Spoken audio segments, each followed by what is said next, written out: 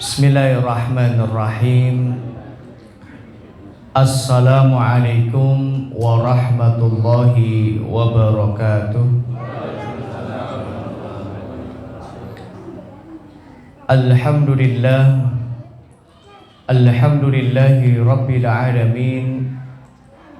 Wassalatu wassalamu ala ashrafil anbiya'i wal mursalin, nabiyyina wa sayyidina Muhammadin wa ala alihi wa ashabihi ajma'in. Allahumma anfa'na bima 'allamtana wa 'allimna ma yanfa'una wa zidna 'ilman. Allahumma inna nas'aluka 'ilman nafi'an wa rizqan tayyiban wa 'amalan mutaqabbalan.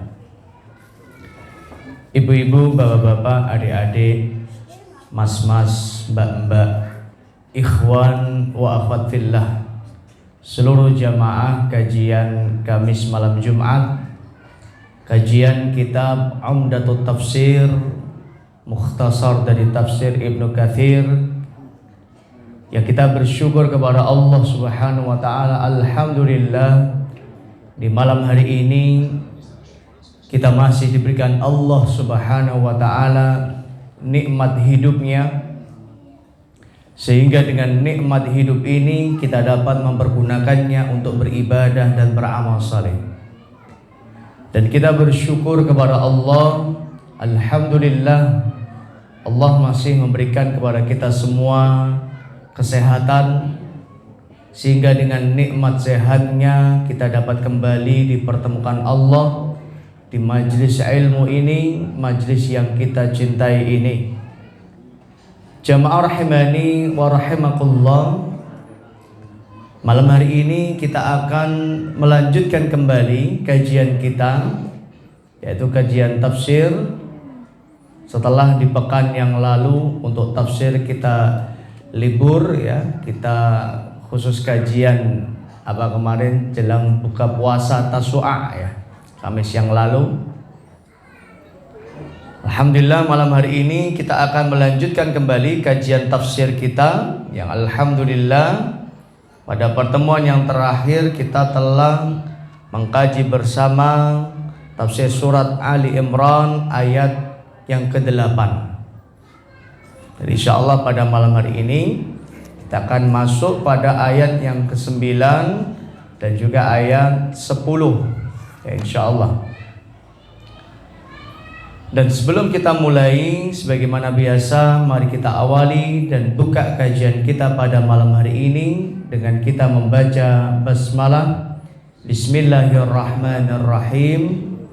Kita berdoa memohon kepada Allah, semoga apa yang kita kaji, apa yang kita pelajari pada malam hari ini menjadi ilmu yang manfaat, ilmu yang barakah untuk diri kita, untuk keluarga kita, dan untuk seluruh kaum muslimin. Amin ya rabbal alamin. Jamaah rahimani wa rahimakumullah, sebelum kita masuk ayat baru, kita akan mengulang secara singkat ayat yang terakhir, ayat 8 yang telah kita kaji pada pertemuan yang lalu, di mana ayat 8 ini adalah ayat yang berisi doa, yang tentunya doa ini adalah doa yang masyhur, ya, termasuk di antara doa yang ma'thur yang biasa dibaca Nabi sallallahu alaihi wasallam, yaitu doa Rabbana la tuzigh qulubana ba'da idh hadaitana wa hab lana min ladunka rahmah innaka antal wahhab. Doa ini adalah doa permohonan kepada Allah agar Allah Subhanahu wa ta'ala senantiasa memberikan hidayah dan taufiknya kepada kita. Jadi hidayah Islam itu penting, namun juga hidayah taufik, ya, itu juga penting. Hidayah Islam adalah hidayah di mana seorang hamba diberikan petunjuk Allah Subhanahu wa ta'ala untuk berislam, yaitu memeluk agama Islam. Dan hidayah taufik adalah hidayah dari Allah Subhanahu wa taala kepada umat Islam untuk mereka senantiasa berada atau melaksanakan syariat-syariat Allah Subhanahu wa taala. Artinya diberikan taufik untuk menjalankan syariat Allah atau melaksanakan segala perintah Allah dan menjauhi larangan Allah Subhanahu wa taala. Sehingga hidayah bagi seorang muslim atau bagi seorang hamba merupakan sesuatu yang sangat berharga, atau boleh dikatakan sesuatu yang tak ternilai harganya. Karena kalau ternilai bisa diganti dengan harta, bisa diganti dengan jabatan, ya, kekuasaan. Padahal orang-orang yang berharta pun belum tentu memiliki hidayah dari Allah Subhanahu wa taala. Begitu pula orang yang memiliki kekuasaan dan jabatan belum tentu memiliki hidayah dari Allah Subhanahu wa taala. Maka bersyukur kita yang telah diberikan Allah Subhanahu wa taala hidayah Islam, dan kita bersyukur kepada Allah di mana Allah juga memberikan kepada kita hidayah taufik, di mana Allah senantiasa memberikan petunjuk kepada kita jalan-jalan yang benar sehingga kita dapat melaksanakan segala perintah Allah dan menjauhi larangan Allah Subhanahu wa taala. Rabbana la tuzigh qulubana, wahai Rabb kami, la tuzigh qulubana, janganlah engkau condongkan hati kami pada kesesatan. Ba'da id hadaitana, setelah engkau berikan petunjuk kepada kami. Ya, artinya apa? Setelah Allah memberikan hidayah Islam, setelah kita menjadi hambanya yang istiqomah dalam ibadah kita, di dalam amal soleh kita, jangan sampai ibadah atau amal soleh yang selama ini telah kita lakukan, ya, menjadi ibadah amal soleh yang tidak continue atau tidak istiqomah. Mas diamankan. Jadi ibadah yang tidak istiqomah, atau na'udzubillah, ibadah itu menjadi ibadah yang ditinggalkan dan berganti dengan kemaksiatan. Nah, ini na'udzubillah. Maka kita benar-benar memohon kepada Allah Subhanahu wa taala agar Allah senantiasa menunjukkan kepada kita jalan yang benar dan menjaga kita semua dari kesesatan. Ba'da id hadaitana, setelah engkau berikan hidayah kepada kami, wahab lana min ladunka rahmah, dan berikanlah kepada kami di sisimu rahmatmu. Dan rahmat kemarin, ya, kita telah mengkaji bersama bahwa rahmat Allah Subhanahu wa taala ini terbagi menjadi dua macam. Yang pertama khusus, ya, untuk orang-orang yang beriman. Yang kedua untuk seluruh umat manusia atau seluruh makhluknya, ya. Jadi sebagaimana dalam surat Al-Fatihah, ya, Allah Subhanahu wa taala berfirman, a'udzubillahi minasyaitonir rajim, Ar-Rahman Ar-Rahim, Ar-Rahmanir Rahim. Jadi Ar-Rahman yang pertama ini rahmat Allah untuk seluruh makhluknya, baik yang muslim maupun yang kafir, ya, semuanya dapat rahmatnya Allah. Apa rahmatnya itu? Rizki dari Allah. Karena semua punya hak, ya, untuk mendapatkan rizki dari Allah. Wa ma min dabbatin fil ardi illa 'alallahi rizquha. Tidaklah ada makhluk di atas muka bumi ini kecuali telah diberikan atau ditetapkan rizkinya oleh Allah Subhanahu wa taala. Sehingga rezeki Allah tidak hanya diberikan pada orang-orang yang sholat, orang-orang yang taat, orang-orang yang beriman, bahkan orang yang tidak sholat pun mereka tetap mendapatkan rezeki dari Allah Subhanahu wa ta'ala. Ini yang dimaksud dengan Allah yang Maha Rahman. Kemudian Ar-Rahim, sebagaimana yang dijelaskan oleh Ibnu Katsir dalam tafsirnya, Ar-Rahim khassatun bil mu'minin. Ar-Rahim, yakni rahmat Allah yang kedua ini adalah khusus bagi orang-orang yang beriman. Di mana rahmat Allah tidak hanya diberikan di dunia, tapi rahmat Allah Subhanahu wa taala juga diberikan di akhirat. Keselamatan Allah dari Allah untuk hambanya tidak hanya diberikan di dunia juga, tapi juga seorang mukmin akan diberikan keselamatan oleh Allah Subhanahu wa taala di akhirat.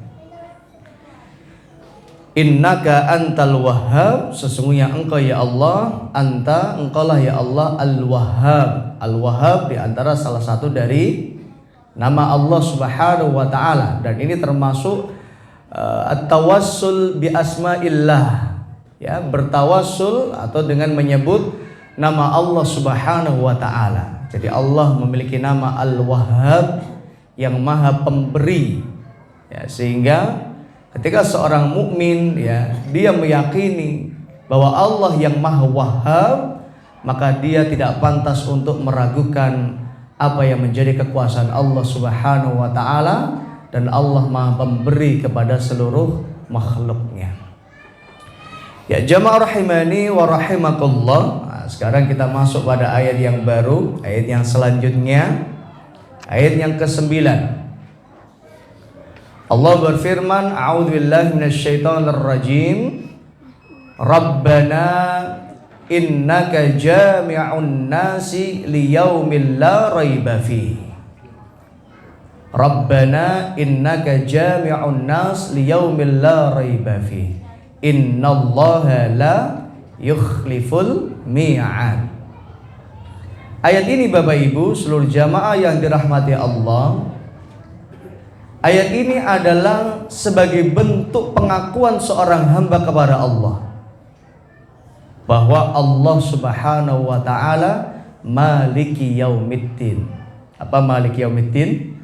Allah adalah raja, ya, di hari kiamat. Allah penguasa atau pemilik kekuasaan penuh di hari kiamat. Sampai nanti, ya, disebutkan dalam sebuah riwayat, ya, Allah Subhanahu wa taala berfirman dalam hadis qudsi, ya, Allah berfirman anal malik. Nanti di hari kiamat Allah berdiri di hadapan makhluk-makhluknya, di hadapan hamba-hambanya. Allah berfirman anal malik, akulah raja. Anal malik. Al malik ini bisa diartikan raja, ya, atau juga bisa diartikan pemilik, ya. Malaka yamliku, malaka yamliku artinya memiliki. Anal malik berarti akulah yang memiliki kekuasaan. Anal malik, akulah raja yang sesungguhnya. Aina mulukud dunya, mana raja-raja yang ada di dunia? Raja-raja yang selama ini merasa memiliki hak kuasa penuh, atau raja-raja yang memiliki otoritas penuh, ya. Raja-raja yang selama ini memiliki sifat kesombongan, merasa hebat, merasa kuat, merasa segalanya. Bahkan sampai Fir'aun, ya, disebutkan dalam Al-Quran, sampai saking sombongnya Fir'aun mengatakan anna rabbukumul a'la, aku Tuhan kalian yang maha tinggi. Nah, ini salah satu di antara kesombongannya Fir'aun. Maka Allah berdiri di hadapan hamba-hambanya, Allah mengatakan anal malik, akulah raja. Akulah raja. Aina mulukud dunya, mana raja-raja di dunia? Aina mulukud dunya. Maka maliki yaumiddin adalah Allah lah raja, atau apa, pemilik, atau apa, yang memiliki kekuasaan penuh di hari kiamat. Maka ayat ini adalah sebuah pengakuan seorang hamba kepada Allah bahwa Allah lah yang memiliki kekuasaan penuh. Ya, Allah lah raja di hari kiamat. Maka kalau sampai ada istilah raja di raja, ya, raja di raja itu ya Allah Subhanahu wa taala, bukan manusia atau bukan sekondang-kondangnya raja, enggak. Jadi Allah Subhanahu wa taala adalah raja di atas segalanya. Maka ayat ini sebuah pengakuan seorang hamba kepada Allah bahwa Allah Subhanahu wa taala yang berkuasa di hari kiamat. Termasuk Allah Subhanahu wa taala yang berkuasa untuk mengumpulkan seluruh manusia. Yaitu di hari kiamat yuhsyarun nas, ya, manusia digiring oleh Allah untuk dikumpulkan Allah, ya, ke padang mahsyar. Bahkan dalam hadis disebutkan Nabi sallallahu alaihi wasallam bersabda, yuhsyarun nas yaumal qiyamah khufatan uratan wa ghurlan. Manusia akan dikumpulkan Allah Subhanahu wa taala di hari kiamat dalam kondisi khufatan. Khufatan itu tidak beralas kaki. Maka yang selama ini kita mungkin senang dengan sepatu kita, sendal kita, atau bahkan sebagian orang merasa bangga kalau punya sepatu yang mahal, itu tidak ada artinya. Maka semuanya akan dilepas, semuanya akan dikumpulkan Allah Subhanahu wa taala di padang mahsyar dalam kondisi tidak beralas kaki. Kalau sekarang saja kita siang-siang mungkin jalan kaki tidak pakai sendal, ya mungkin rasanya apa? Panas banget, ya. Itu baru di Indonesia, belum kalau di Arab Saudi itu panasnya sampai 58 derajat, ya, sampai 55 derajat. Bagaimana dengan panasnya api di hari kiamat, ya, yang dimana panasnya jauh lebih panas, ya, jauh lebih panas daripada panasnya api di dunia.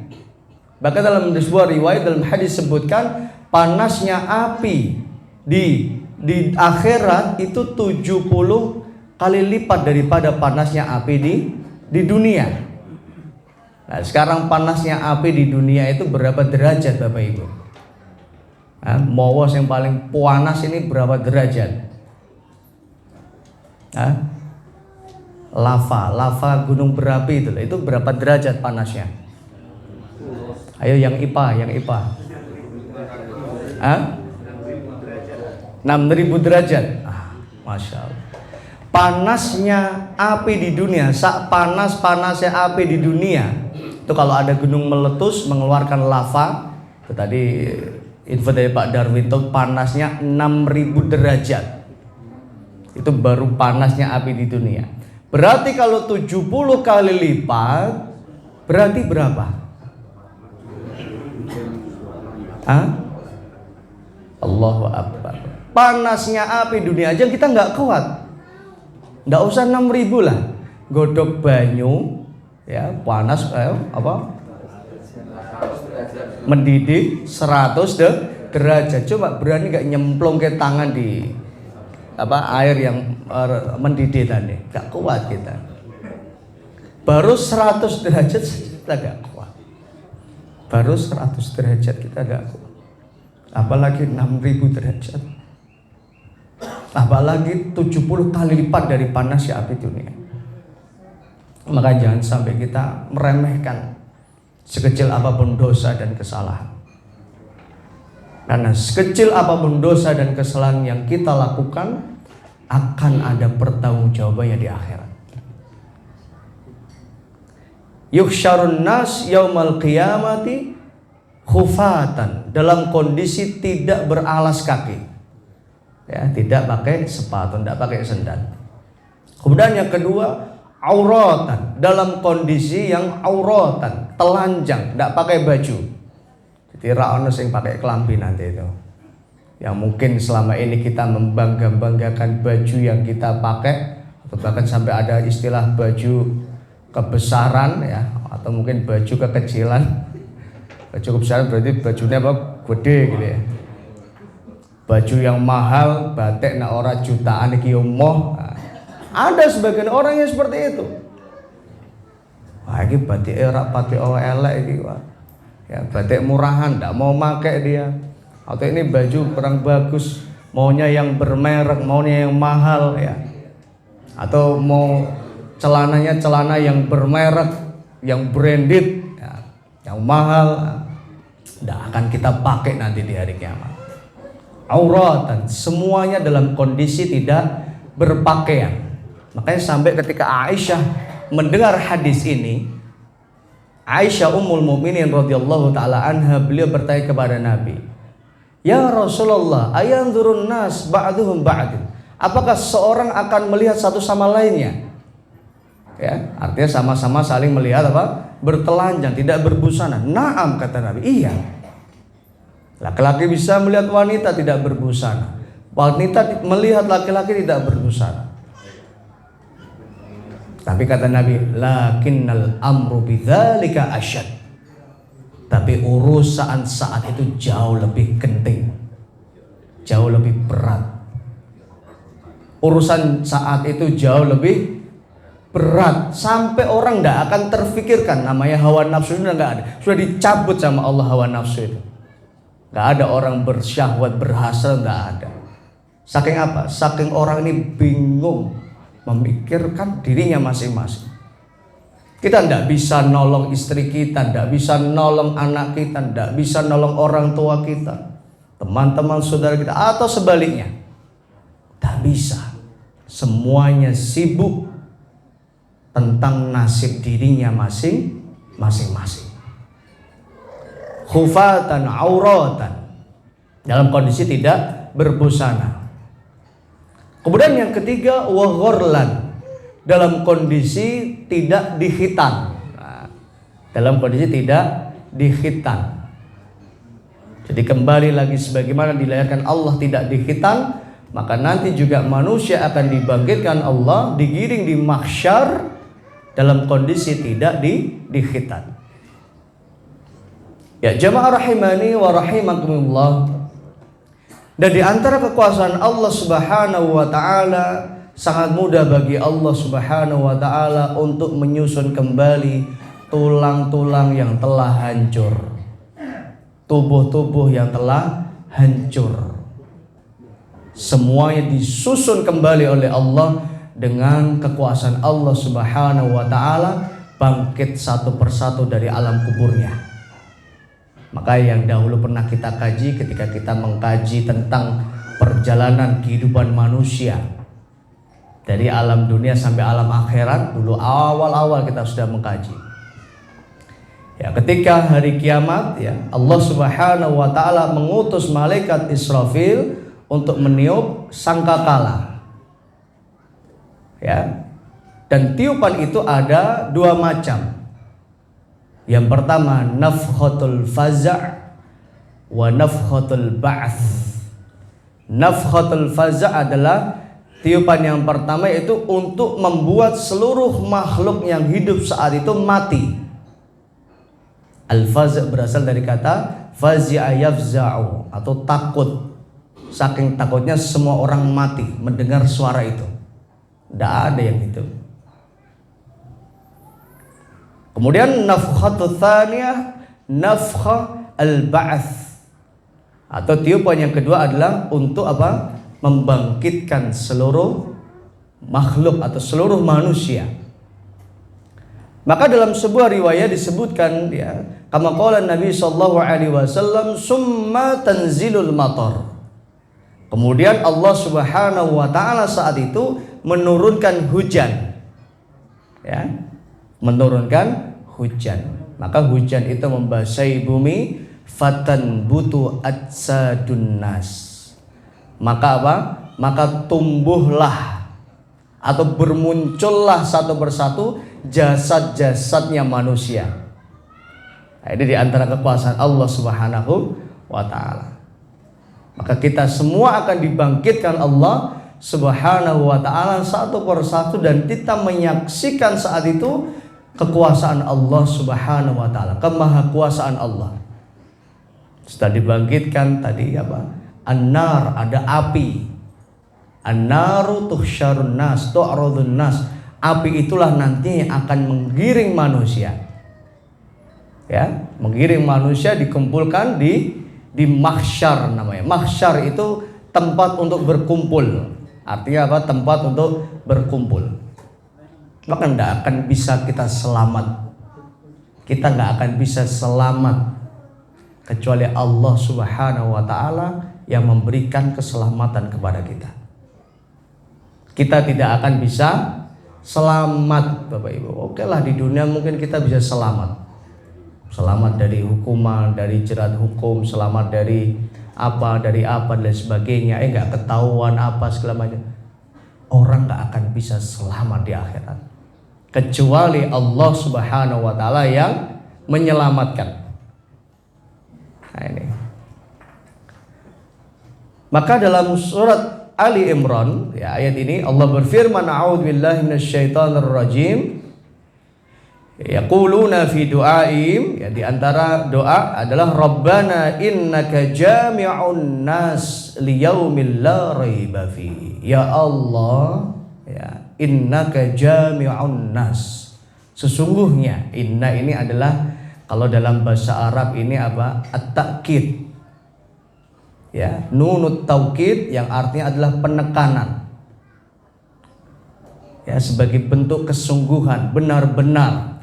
Innaka, sesungguhnya engkau ya Allah benar-benar jami'un nas, yang mengumpulkan manusia.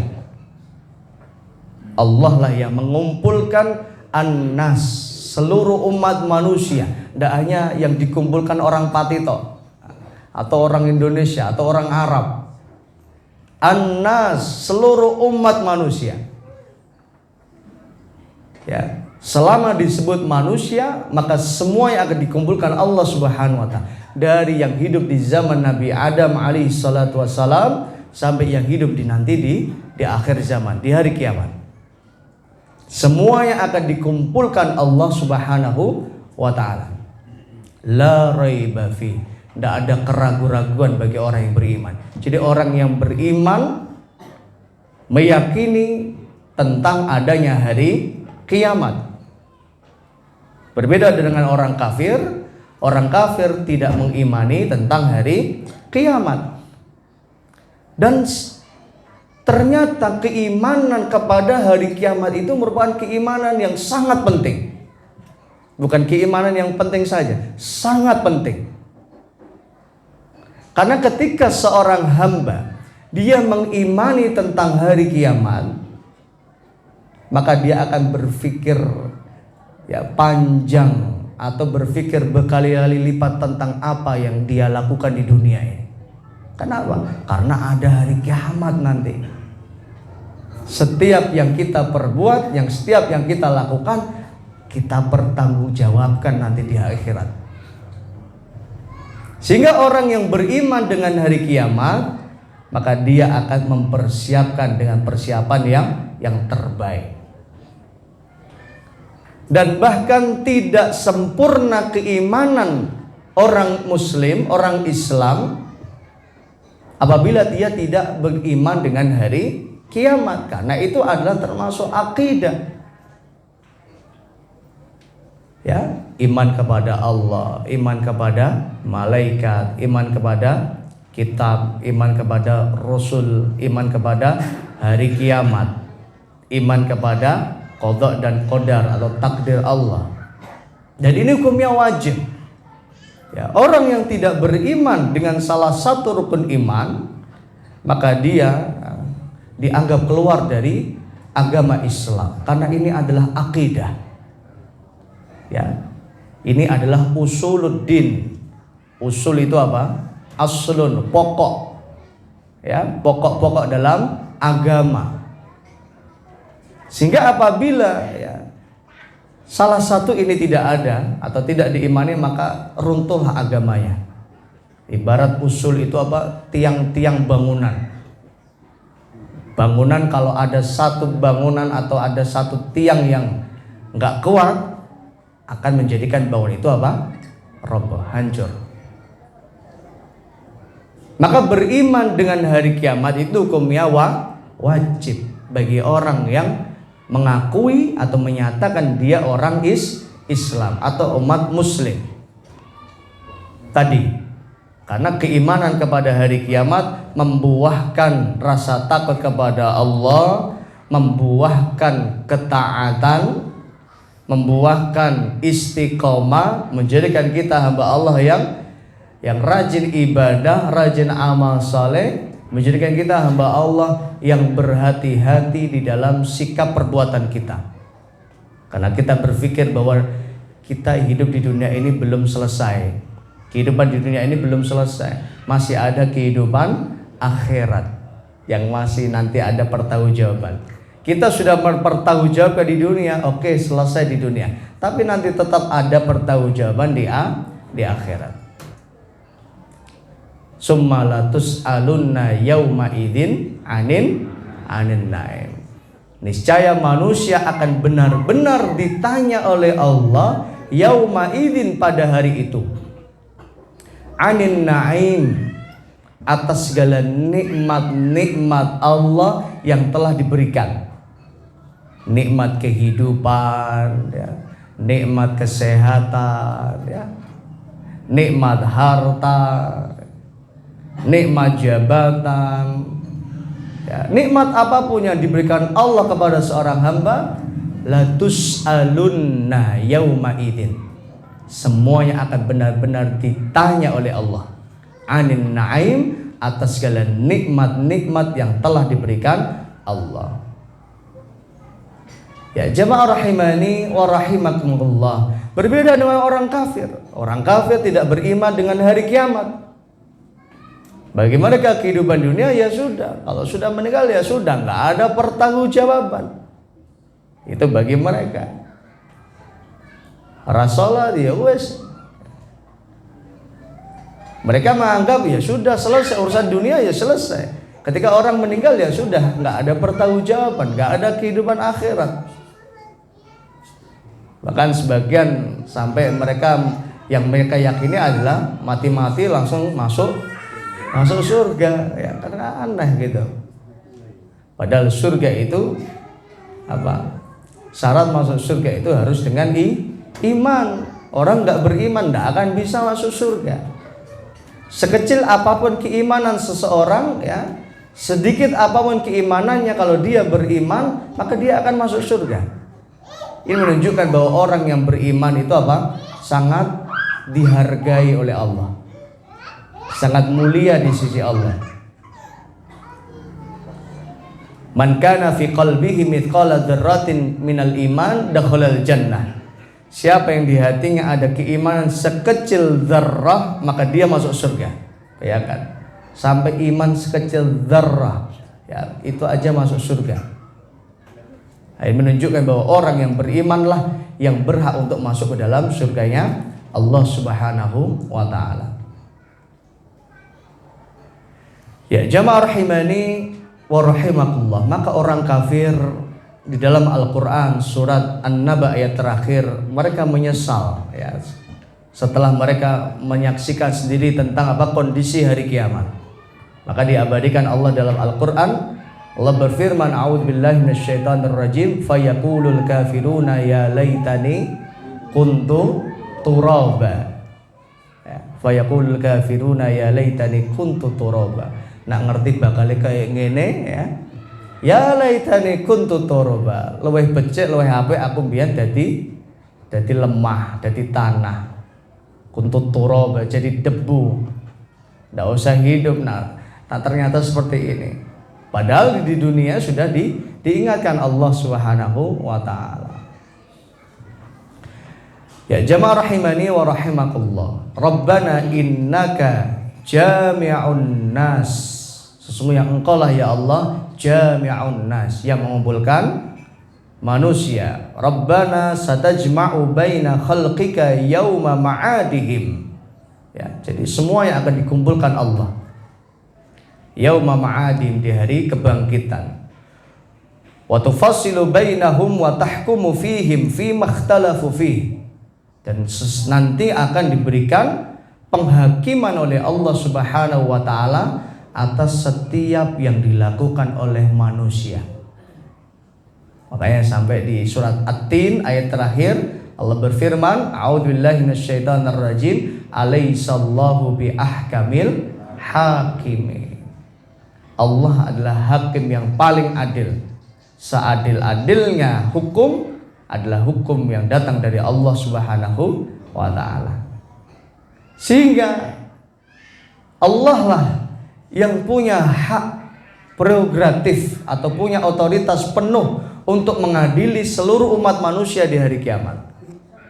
Ya, jadi semua yang akan diadili Allah satu persatu, tidak ada yang terlewat. Kalau di dunia orang mungkin bisa selamat dari pengadilan ya, mungkin duitnya rada oke, iso apa? Iso ngobati hakime masuk angin ya. Nah, itu. Akhirnya dia selamat dari hukuman ya.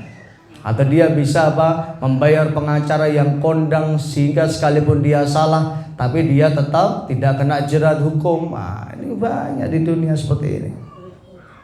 Kalau memang orang salah ya katakan salah, akui kesalahan. Kalau memang harus dihukum ya harus dihukum, terima. Tidak usah dengan cara-cara yang semacam itu. Karena apa? Berani berbuat harus berani bertanggung jawab. Ini seorang mukmin yang semacam ini. Jadi bertanggung jawab di dunia saja tidak berani, apalagi nanti bertanggung jawab di akhirat. Jangan, naudzubillah. Apalagi pertanggungjawaban di akhirat ini jauh lebih berat, sangat detail. Kalau hakim kan mungkin hanya mengetahui apa yang dijelaskan oleh saksi. Hal-hal yang tidak disampaikan saksi hakim nggak tahu, ya kan? Nggak ada yang tahu. Hanya mendengarkan apa yang disampaikan oleh pengacara. Di luar dari itu hakim nggak tahu. Tapi Allah Subhanahu wa Ta'ala Maha tahu segala yang kita perbuat. La yughadiru shaghiratan wala kabiratan illa ahsaha. Tidak ada perkara yang kecil maupun yang besar illa ahsaha, kecuali diketahui Allah Subhanahu wa taala. Wa wajadu ma'amilu hadira, dan setiap manusia akan mendapati setiap apa yang mereka perbuat hadira, dihadirkan oleh Allah, diperlihatkan Allah. Iki lho kowe iki biyen tau nglakoni ngene. Dari balik sampai meninggal dunia semua diperlihatkan Allah. Wala yadlimu rabbuna ahada, dan tidak ada satupun makhluk yang dizalimi oleh Allah Subhanahu wa ta'ala. Siapa yang berhak mendapatkan kebaikan, dia akan mendapatkan kebaikan dari Allah.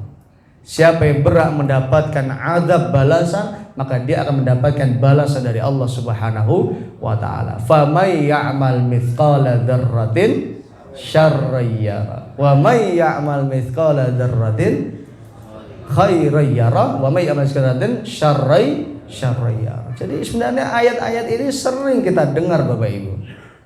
Ya. Tinggal kita menghayati, merenungkan ya, mempraktikkan dalam kehidupan kita. Karena repot nanti kalau kita tidak persiapannya dari sekarang ya. Nanti itu kita dikumpulkan Allah, dimintai pertanggungjawaban apa yang telah kita perbuat di dunia. Wa tahkumu fihim fi makhtalafu. Allah yang memberikan keputusan. Iki bakal iki mlebu swarga apa mlebu neraka, ini keputusannya Allah yang punya. Ya, ini mendapatkan kenikmatan di akhirat atau mendapatkan azab, ini yang memberikan putusan siapa? Allah Subhanahu wa ta'ala. Termasuk orang-orang yang berselisih, ya, berselisih di dunia ya. Tadi hakim hanya bisa apa? Melihat apa yang nampak, tidak tahu secara lengkapnya, tidak tahu. Allah yang tahu. Innaka ya Rabbana satajma'u baina khalqika yawma ma'adin wa najzi kullan bi'amalihi wa tajzi kullan bi'amalihi, dan engkaulah yang memberikan jaza. Apa jaza? Balasan ya. Balasan itu ada dua macam ya, bisa balasan yang nikmat atau azab. Jadi jaza ini tidak diartikan pahala. Sebagian mengartikan jaza pahala, tapi yang tepat jaza ini masih umum sifatnya. Jaza ini bisa tadi nikmat atau azab. Maka wa tajzi kullan bi'amalihi, setiap manusia akan diberikan balasan. Kullun setiap, masing-masing, bi'amalihi, terhadap amal-amal yang telah dia perbuat. Ya. Maka na alaihi fid dunya min khairin wa syarrin. Apa yang telah dia perbuat, apakah kebaikan-kebaikan atau keburukan-keburukan, semuanya akan dibalas oleh Allah Subhanahu wa taala. Jadi wa tajzi kullan bi amali, semua yang akan diberikan jaza oleh Allah. La raiba fihi, tidak ada keraguan bagi orang yang beriman. Jadi kondisi-kondisi hari kiamat sudah dijelaskan Allah dalam Al-Quran, di dalam hadis oleh Nabi, semua itu dijelaskan kepada kita. Dan orang yang beriman mengimani tentang kebenaran hari kiamat. La raiba fi, tidak sedikit pun ragu kita. Innallaha la yukhliful mi'ad. Sesungguhnya Allah la yukhliful mi'ad, tidak akan belenjani janji, tidak akan. Jadi Allah kalau sudah berjanji, orang yang taat dapat nikmat, orang yang maksiat dapat azab. Orang yang rajin sholat dapat nikmat, orang yang tidak sholat dapat azab. Orang yang berpuasa dapat nikmat, orang yang tidak puasa dapat azab. Ya kan, orang yang mengeluarkan zakat dapat nikmat, orang yang tidak mengeluarkan zakat dapat azab, ya kan. Termasuk orang yang haji dapat nikmat, orang yang mampu haji tidak haji dapat azab. Benar itu. Ada rukun Islam 5 itu apa? Syahadat, salat, zakat, puasa, haji. Hukumnya semuanya wajib. Ya.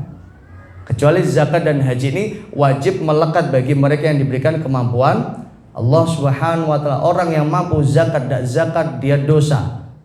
Dosa besar sebagaimana dosa meninggalkan salat. Karena ini satu paket. Orang yang mampu haji, bisa berangkat haji, atau punya duit untuk bisa berangkat haji, tapi dia nggak haji, maka dia berdosa, dosa besar. Nah ini. Innallaha la yukhliful mi'ad. Allah nggak akan mengingkari janji. Semuanya yang dijanjikan Allah, orang-orang yang taat mereka akan mendapatkan nikmat dari Allah. Orang yang maksiat dapat azab. Semua yang akan ditepati oleh Allah Subhanahu wa taala. Wala yadlimu rabbuna ahada. Enggak ada yang dizalimi Allah. Ya, karena mustahil bagi Allah untuk berbuat zalim. Tidak mungkin Allah berbuat zalim kepada hamba. Sampai tadi orang yang punya iman sitik wae, dia masih punya hak masuk ke dalam surganya Allah. Ya. Sebaliknya orang yang punya kesombongan sedikit saja di hatinya, maka dia nggak akan masuk surga, kata Nabi. Nabi Shallallahu Alaihi Wasallam bersabda, ya, man kana fi qalbi misqala dzarratin min kibrin, ya, la yadkhulul jannata man kana fi qalbi misqala dzarratin min kibrin. Tidak akan masuk surga orang yang di hatinya ada kesombongan. Misqala dzarrah, walaupun sekecil dzarrah. Wa mal kibr ya Rasulullah? Apa itu kibr? Nabi ditanya, Nabi menjawab, al-kibru batarul haqqi wa ghamtun nas. Jadi kibr, kata Nabi, ada dua macam orang yang kibr itu. Orang yang sombong itu ada dua macam. Yang pertama orang yang batarul haqqi, orang yang menolak kebenaran. Ya, orang yang menolak kebenaran, sudah tahu benar nggak dilaksanakan, atau sudah tahu dia salah, dia nggak kembali kepada jalan yang benar. Menolak kebenaran adalah diajak untuk mengikuti kebenaran, tidak mau. Ya, ini termasuk orang yang menolak kebenaran. Ya, termasuk diajak untuk taat ibadah kepada Allah, tidak mau. Ini hati-hati. Ini termasuk orang yang di dalam hatinya ada kesombongan. Diajak untuk sholat tidak mau, diajak untuk ngaji tidak mau, diajak untuk beribadah tidak mau. Ini orang-orang yang sombong. Ya, al-kibr la yadkhulul jannah, tidak akan masuk surga orang yang semacam ini, kata Nabi. Kemudian yang kedua, al-kibr wa ghamtun nas, meremehkan manusia. Nah, ini yang sering sombong, yang sering difahami oleh kebanyakan kita atau kebanyakan umat. Jadi sombong itu ya orang yang meremehkan, orang yang merasa hebat. Selain awake dhewe apa? biasa, dia yang paling kondang, yang paling keren, yang paling hebat. Nah, ini juga orang sombong. Maka sombong ini tadi dua. Jangan sampai kita menolak kebenaran, ya. Dan yang kedua, jangan sampai kita meremehkan manusia. Kalau ada, maka dosa-dosa kesombongan ini harus dibersihkan dulu. Ketika sudah bersih, baru ini fulan bisa masuk ke dalam surga ya Allah Subhanahu wa ta'ala. Begitulah tadi ahlul maksiat, orang yang berbuat maksiat, dibersihkan dulu dosa-dosanya. Kalau memang masih ada keimanan di dalam dirinya, barulah dengan keimanan itu Allah masukkan ia ke dalam surga. Cuma ya repot, kapan masuk swargane kan? Nah, imannya mau sak dzarrah sithik ora tau salat, kadang pernah salat pisan. Nah, kan repot ini. Kan repot. Adabnya lebih lama. Nauzubillah. Ya jamaah rahimani wa rahimakallah, innallaha la yukhliful mi'ad. Allah tidak akan menyelisihi janji, tidak akan diingkari janjinya. Kemudian jamaah rahimani wa rahimakallah, sebenarnya ayat yang ke-10 ini tafsirnya panjang, namun kita kaji sedikit saja ya, secara umum dulu. Insya Allah nanti pekan depan kita baru tafsir lebih dalamnya. Allah berfirman dalam ayat yang ke-10, A'udzubillahi minasyaitonirrajim, innal ladzina kafaru lan tughniya anhum amwaluhum wala auladuhum minallahi syai'a. Jadi orang kafir, ya sesungguhnya orang-orang kafir, lan tughniya, lan tanfa', artinya tidak akan bermanfaat hartanya dan anak-anaknya sedikit pun nanti di hari kiamat. Tidak akan bermanfaat. Beda dengan orang yang beriman. Orang yang beriman, hartanya bisa bermanfaat baginya apabila diinfakkan, apabila disedekahkan, apabila diwakafkan, dizakatkan, ya, itu akan menjadi harta yang bermanfaat. Selama tidak diinfakkan, disedekahkan, dizakatkan, ya, diwakafkan, maka hartanya tidak akan menjadi harta yang bermanfaat. Harta itu akan habis. Ya, Nabi Shallallahu Alaihi Wasallam bersabda, salasatun, ada 3 hal, ya, perkara yang akan mengikuti seorang hamba ke alam kuburnya. Yutsba'ul mayyitu thalathun, mayit akan diikuti dengan 3 perkara. Fayarju itsnain wa yabqa wahid, yang 2 balik pulang, yang netap 1. Ya, yang balik pulang adalah fayarji'u maluhu wa ahluhu, hartanya dan keluarganya. Nggak akan bisa menolong kita. Maka kalau kita punya harta, kalau ingin menjadi penolong kita, maka sedekahkan, infakkan, wakafkan, zakatkan, selagi kita bisa mengeluarkannya. Kalau kita meninggal dunia, maka terputus amal, kecuali kalau Allah berikan rezeki kepada kita anak yang soleh, anak yang solihah, akhirnya harta kita diwakafkan oleh anak kita, maka itu juga akan menjadi pahala jariah untuk kita. Lah anaknya ora soleh bi, ya kan? Kalau anaknya tidak soleh, ya nggak bisa menjadi amal harta-hartanya. Nah, ini makanya orang mukmin yang memiliki anak yang soleh, maka anak soleh ini akan bermanfaat baginya. Berbeda dengan orang kafir, lan tughniya amwaluhum wala auladu, hartanya anak-anaknya nggak akan bisa bermanfaat. Ya. Orang mukmin yang memiliki anak yang soleh, anak yang solehah, anak solehah inilah yang nantinya akan bisa mendatangkan manfaat untuk kedua orang tuanya. Sampai disebutkan dalam riwayat, dalam hadis, ya, Nabi Shallallahu Alaihi Wasallam bersabda, yurfa'u darajatal abdu yaumal qiyamah, derajat seorang hamba akan diangkat Allah di hari kiamat. Kemudian nanti di hari kiamat orang ini bertanya kepada Allah, anna lihada, dari mana aku mendapatkan keistimewaan atau keutamaan ini? Maka kata Allah, bistighfari waladika laka, karena istighfar anakmu yang selalu dimohonkan Allah untukmu. Allahu Akbar. Maka anak soleh ini nanti akan mendatangkan manfaat untuk orang tua. Dia akan berdoa, dia akan rajin sholat, ya. Termasuk memberikan nafkah kepada anak, kepada keluarga, itu termasuk pahala jariah. Ya. Jadi selama ini mungkin orang berpikirnya apa? Ketika harta itu diberikan makanan, kemudian nanti akan jadi kotoran, ya kan? Harta akan jadi kotoran. Enggak, Bapak Ibu. Harta yang kita nafkahkan ke keluarga, dibelikan makanan, minuman, dimakan oleh mereka, diminum oleh mereka, itu akan menjadi daging yang tumbuh. Itu akan menjadi darah yang mengalir. Itu akan menjadi tulang yang tumbuh. Bayangkan, selama hidupnya dia akan beribadah kepada Allah dengan daging yang tumbuh ini.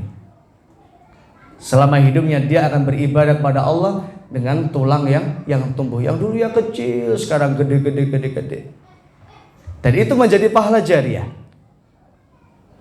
Sehingga ini juga termasuk apa? Anak yang mendatangkan kemanfaatan untuk orang tuanya. Tentunya adalah anak yang soleh tadi. Berbeda dengan orang kafir. Allah katakan, innal ladzina kafaru lan tughniya anhum amwaluhum. Orang kafir tidak akan mendatangkan manfaat sedikit pun. Orang manfaat. Ya. Mau dia orang yang kaya ya, di dunia nggak akan bisa manfaat hartanya. Tidak akan mendatangkan manfaat. Amwalum ya. Wala auladu, begitu pula anak-anaknya. Minallahi syai', sedikit pun enggak ada manfaatnya. Wa ulaika hum waqudun nar, dan merekalah ya, orang-orang merekalah yaitu orang-orang yang menjadi waqudun nar. Waqud artinya apa? Bahan bakar api neraka. Hasabu jahannam, yaitu bahan bakar api neraka. Saya kira ini dulu Bapak Ibu kajian kita pada malam hari ini. Silakan, mungkin ada yang ingin bertanya, bisa disampaikan. Monggo.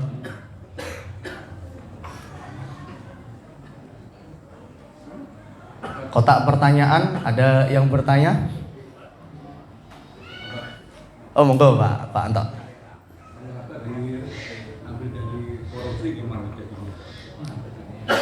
Harta. Nah, jadinya. Oh, daging. Ya, barakallahu fiik. Nabi SAW bersabda, ayyul lahmin nabata min suhtin fannar aula biha. Ya. Ayyul lahmin nabata min suhtin fannaru aula biha. Daging manapun yang tumbuh dari harta yang haram, fannar aula biha, maka neraka jahanam layak baginya. Ini naudzubillah. Ya, karena kalau sudah jadi daging nggak iso disesek, ya, orang nggak akan mau terima ya, dia ngiris dagingnya sendiri nggak mungkin. Oh iki. Iya, kalau diberikan kesempatan tobat oleh Allah. Kalau tidak tobat, nah ini kan repot. Neraka jahanam yang lebih layak baginya. Namun Allah Subhanahu wa ta'ala tahu kalau hamba-hambanya akan melakukan perbuatan dosa dan maksiat. Allah tahu hamba-hambanya suatu saat akan melakukan perbuatan maksiat. Dia akan korupsi atau memakan harta yang haram. Maka Allah Subhanahu wa ta'ala tetap membukakan peluang ampunan bagi mereka yang mau bersungguh-sungguh benar-benar bertobat kepada Allah Subhanahu wa ta'ala. Sekalipun daging sudah tidak bisa diambil karena sudah jadi daging, ya, sudah jadi darah. Tapi ketika orang mau bertobat kepada Allah Subhanahu wa ta'ala dengan tobat yang benar-benar tobat, maka Allah akan bukakan pintu maaf, ampunan. Nabi sallallahu alaihi wasallam beliau bersabda dalam sebuah hadis qudsi. Allah Subhanahu wa taala berfirman, "Ya bani Adam, wahai bani Adam, lau balaghat dzunubaka ananas sama, seandainya dosamu mencapai setinggi langit." Ya, saking dosa. Ya korupsi, ya maksiat, ya opo, semuanya dilakoni. Apa molimo itu apa aja itu? Hah? Main, maling, medon apa medok? Medon, minum, madat, molimo. Semuanya dilakukan. Tidak ada satupun kemaksiatan kecuali dia melakukan. Ya, diajak orang diajak lakoni kabeh. Sehingga mungkin tidak ada tersisa ya satupun maksiat kecuali dia melakukan.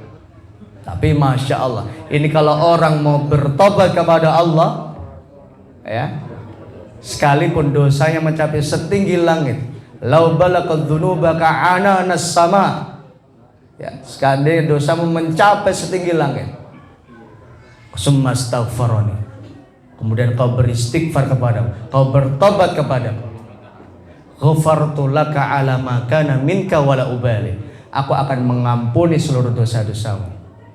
Ala ma kana minka, sebanyak apapun dosamu, bagaimanapun dosa-dosa yang telah kau perbuat, wala ubali, aku nggak peduli. Jadi Allah nggak peduli dengan dosa-dosa kalau orang sudah mau bertobat kepada Allah Subhanahu wa taala. Ini kurang apa Allah dengan kita? Maka sebenarnya setiap hari, setiap jam Bapak Ibu, setiap menit, setiap detik kita diberikan peluang oleh Allah untuk beristighfar, untuk bertobat, kesempatan untuk bertobat, kesempatan untuk memperbaiki diri. Orang kalau bertobat diampuni. Kemudian Allah juga berfirman, ya bena Adam, ya, innaka law ataitani biqurabil ardi khotoyaya, kau datang kepadaku membawa dosa sebesar bumi. Bayangkan segede bumi, ya kan? Runting iki gede. Pati, Kabupaten Pati aja besarnya luar biasa, luas Kabupaten Pati ini. Kalau dosa-dosa kita memenuhi seluruh isi bumi. Summa ataitani la tusyrik bi syai'a. Kemudian kau datang kepadaku tidak menyekutukanku. Kau bertobat bersungguh-sungguh, ya, memperbaiki diri, la ataituka bi qurabihal maghfirah. Sungguh aku akan datang kepadamu dengan membawa ampunan sebesar bumi itu pula. Impas. Datang bawa dosa sebesar bumi, diampuni Allah sebesar bumi juga. Artinya apa? Bersih dosanya. Maka tadi kalau memang sudah harta korupsi atau harta ribawi atau harta-harta yang haram sudah terlanjur ya tumbuh menjadi daging, menjadi darah, ya sudah. Maka selagi ada kesempatan untuk memperbaiki diri, beristighfar, bertobat kepada Allah, segeralah. Karena kalau tidak, Nabi mengatakan fannar aula biha, maka neraka jahanam lebih pantas baginya. Naudzubillah. Ya, naudzubillah. Maka mudah-mudahan Allah ya menjauhkan diri kita, keluarga kita, istri, anak-anak kita dari harta yang haram, dan senantiasa memberikan rezeki kepada kita harta yang halal, rizqan thayyiban. Amin ya rabbal alamin. Ada lagi? Oh monggo, Mbah.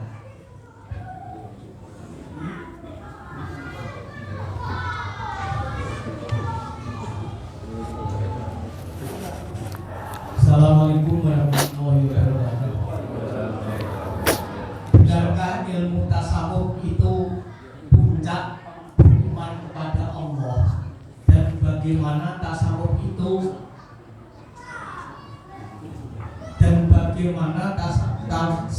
itu sering membawa widatul wujud darat. Satu lagi tak? Oke. Ini saya semuanya ini sudah memasuki tahun baru Islam 1445 Hijriah. Sebelumnya kita dari tahun 1444 Hijriah. Apakah betul itu kita kemarin di bulan Dzulhijjah tepatnya, terus lalu kita ini berada di bulan Haram, itu ada doa akhir tahun dan doa awal tahun. Nah, yeah. Assalamualaikum warahmatullahi wabarakatuh. Waalaikumsalam warahmatullahi wabarakatuh. Pertanyaan pertama terkait dengan tasawuf ya. Tasawuf berasal dari kata sofa yusofi, sofin. Sofin artinya bersih. Ya, sesuatu yang bersih. Ya, tasawuf artinya apa? Membersihkan diri. Atau dalam bahasa yang lain tasfiyah. Atau dalam bahasa yang lain tazkiyah. Jadi sebenarnya artinya sama. Ada tasawuf, ada tazkiyah, tasfiyatun nafs atau tazkiyatun nafsi. Tujuannya sama, yaitu apa? Untuk membersihkan diri. Membersihkan diri dari dosa, dari kesombongan ya. Membersihkan diri dari apa? Dari kecintaan yang berlebihan terhadap dunia ya. Menjadikan ia semakin terlena dengan tujuan akhirat. Nah, ini ada tasawuf, tazkiyatun nafsi. Ya. Namun kadangkala sebagian ya salah di dalam memahami tasawuf. Sehingga sampai ya ada sebagian yang meyakini orang kalau sudah bersih ya, dia sufi, ya, istilahnya sufi, bersih, ora lakone dosa, wis ora usah salat ya kan, sampai ada seperti itu. Ini sudah makomnya makom makrifat, wis ora wajib syariat. Nah, ini tidak benar. Ya. Makamnya wali tetap sholat. Nah, tidak sholat bukan wali. Ya. Allahu waliyul ladina amanu. Ya. Oh, siapa wali itu? Ya orang yang beriman. Dan hanya orang berimanlah yang mendapatkan pelindungan dari Allah. Ya. Lah orang-orang sholat dianggap wali, enggak mungkin. Karena enggak mungkin seorang wali ini apa? Melanggar syariat Allah Subhanahu wa ta'ala. Maka aulia ya, wali atau ulama adalah mereka yang melaksanakan syariat Allah, yang taat kepada Allah. Bahkan dalam surat Fatir disebutkan innama yakhsyallaha min ibadihil ulama. Siapakah ulama? Ulama adalah orang yang yakhsyallah, yang takut kepada Allah. Nah ini. Maka selamanya enggak bisa dibenarkan ya. Orang bebas dari sholat, anak sudah makamnya ini sudah enggak usah wajib sholat. Ini tidak benar. Nah, ini diantara beberapa penyimpangan dalam salah memahami urusan tadi, tasawuf atau sufi tadi. Dan sebenarnya bagus ya. Tasfiyatun nafsi, untuk apa? Membersihkan diri ya. Tazkiyatun nafsi. Cuma tadi ya, sebagian ada yang berlebihan sampai tadi mensalah artikan ya, salah memahami dalam makna tasawuf atau sufi tadi. Sampai tadi ada yang bertanya ya, beliau bertanya lagi, apakah kalau orang sudah tasawuf itu apakah identik dengan wihdatul wujud? Nah, ini juga hal yang tidak benar ya, keliru ya. Wihdatul wujud itu apa Bapak Ibu? Manunggaling kaula Gusti Allah menyatu dalam dirinya. Ini kan tidak benar. Ya, ora mungkin, ya. Tidak mungkin. Siapa memang panjenengan ini sapa kok Allah menyatu dalam diri kita? Ya, enggak. Jadi tidak benar ya. Sampai identik dengan Syekh Siti Jenar itu enggak. Jadi enggak mungkin. Allah ya Allah, qul huwallahu ahad. Jadi akidah dalam surat Al-Ikhlas itu sudah jelas. Allah yang Maha Esa, satu, lam yalid walam yulad, tidak beranak dan tidak pula diperanakan, tidak pula berwujud berupa manusia. Ya, kalau wahdatul wujud apa? Nah, ini sama saja apa? Dia menyamakan Allah dengan makhluk. Dan ini adalah penyimpangan dalam akidah. Ya. Gitu. Wallahu a'lam. Kemudian pertanyaan yang kedua, saat ini kita masuk tahun baru 1445 Hijriah. Apakah ada tuntunan ya, doa, amalan khusus akhir tahun dan awal tahun? Wallahu a'lam. Sampai hari ini ya, sampai saat ini saya belum tahu kalau apakah memang Rasulullah mengamalkan atau tidak. Kalau memang ada, tolong saya diberitahu. Mungkin Nabi pernah mengatakan nanti kalau sudah akhir bulan Dzulqa'dah, amalkan yang semacam ini, lakukan yang semacam ini. Kalau awal tahun baru lakukan ini. Atau juga mungkin pernah dilakukan oleh sahabat. Ya, mungkin kalau ada yang tahu tolong saya dikasih tahu karena saya belum tahu. Atau juga ada pernah dilakukan oleh tabi'in, ya, karena ini sebaik-baik umat. Nabi mengatakan khairun nasi qarni. Sebaik-baik manusia adalah yang hidup di zamanku. Siapa? Sahabat. Summal ladzina yalunahum, kemudian generasi yang selanjutnya, yaitu generasi tabi'in. Summal ladzina yalunahum, kemudian generasi tabi'ut tabi'in. Jika memang dari 3 generasi ini, ya, atau bahkan dari Nabi tadi, ya. Karena kalau dari Nabi, wallahu a'lam, saya mungkin bisa mengatakan mustahil. Ya, belum ada satu hadis yang Nabi menganjurkan, ya, atau ada doa khusus untuk awal tahun akhir tahun. Namun sebagai muhasabah diri, ya, maka tidak apa-apa. Tapi tidak ada doa khususnya. Kalau kita mau muhasabah, oh ya Allah, setahun ini apa yang telah aku perbuat ya Allah, ya kan? Mungkin aku banyak dosanya, banyak salahnya ya Allah. Sambil apa? Diikuti dengan azam, ya, tekad bahwa untuk tahun 1445 ini aku harus jauh lebih baik ya Allah. Nah, itu tidak apa-apa. Tapi kalau mengkhususkan amalan tertentu, ya, ibadah tertentu, ya, atau doa tertentu yang ini diyakini sebagai masuk dalam bagian ibadah dalam syariat, maka wallahu a'lam, maka kita harus sesuai dengan dalilnya, ya. Maka kita sangat berhati-hati, ya, terhadap ibadah-ibadah, karena hukum asal al-aslu fil ibadah haram. Hukum asal ibadah adalah haram kecuali ada dalil pensyariatan, diperintahkan, ya, sehingga cukuplah kita mengamalkan yang wajib, yang sunnah. Dan insya Allah yang wajib dan sunnah ini banyak yang belum kita maksimalkan, ya, banyak yang belum kita laksanakan.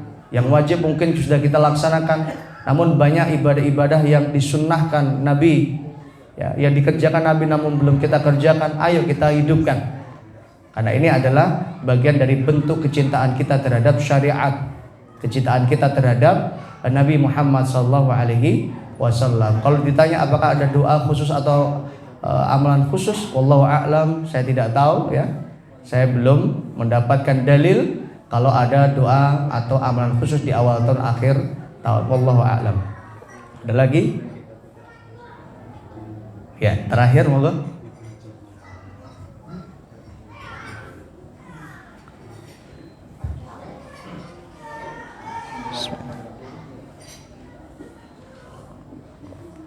Assalamualaikum warahmatullahi wabarakatuh. Dunia, perkenalkan nama saya Dwi. Jadi pertanyaannya bersinggungan tentang taufik dan hidayah. Jadi taufik dan hidayah kan hak prerogatif Allah Subhanahu wa taala.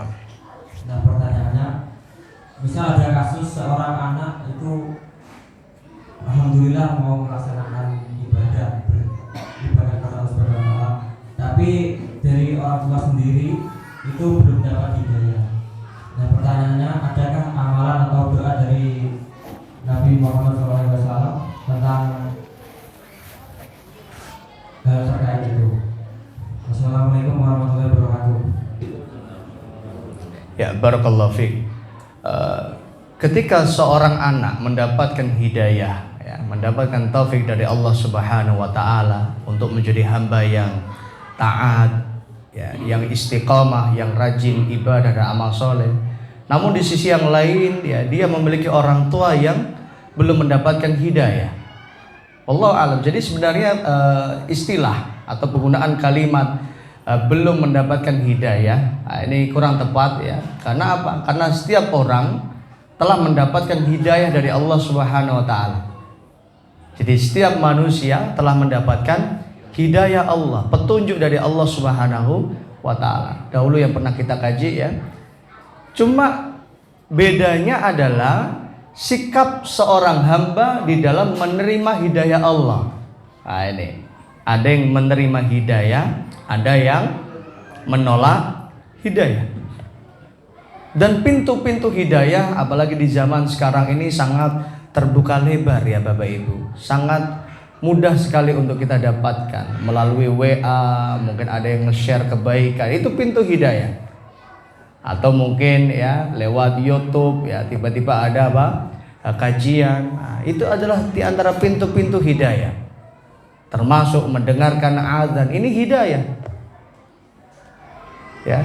Maka tidak ada alasan bagi umat nanti manusia di hari kiamat ya, sehingga mereka tidak bisa beralasan berargumen di hadapan Allah bahwa ya Allah engkau belum memberikan hidayah kepada kami atau belum utus seorang rasul kepada kami, karena setiap umat telah diutus rasul kepada mereka ya, termasuk umatnya Nabi Shallallahu Alaihi Wasallam. Orang yang hidup di zaman Nabi sampai hari kiamat itu semuanya apa? Termasuk umatnya Nabi Muhammad Sallallahu Alaihi Wasallam, baik yang taat, baik yang nggak taat.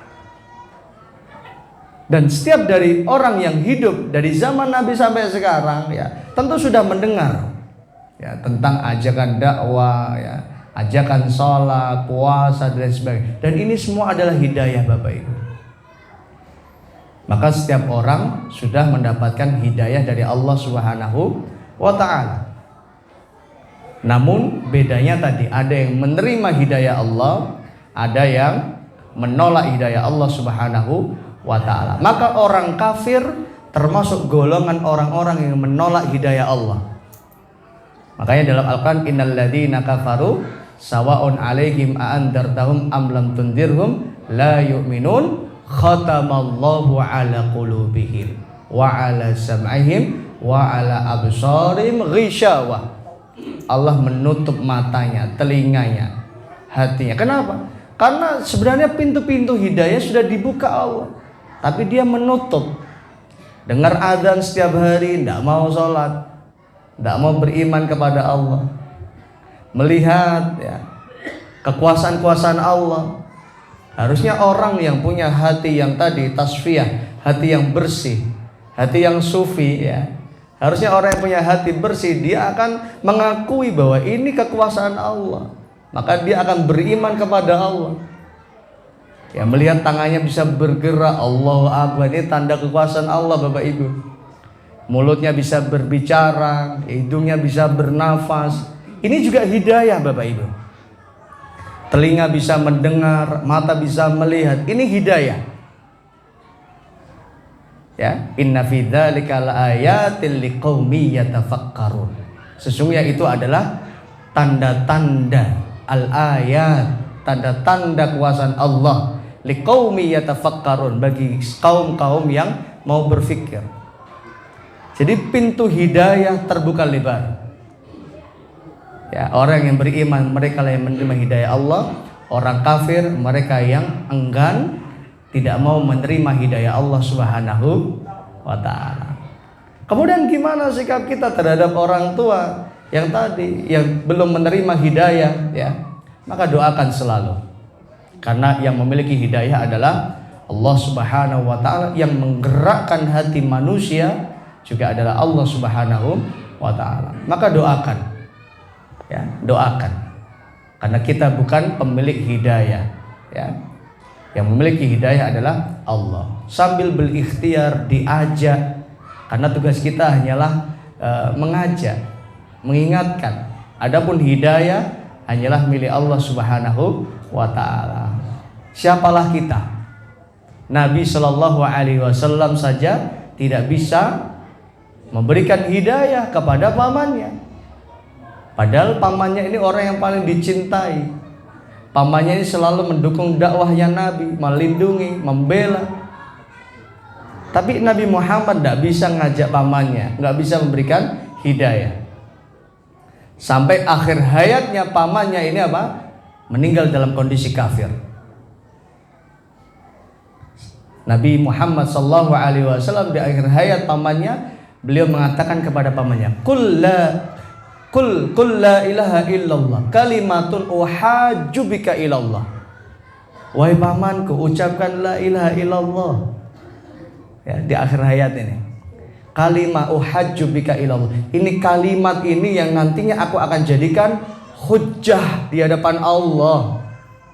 Saking pengennya Nabi apa? Mengajak pamannya masuk Islam. Tidak bisa. Sampai Allah menurunkan ayat, innaka lan tahdi man ahbabta.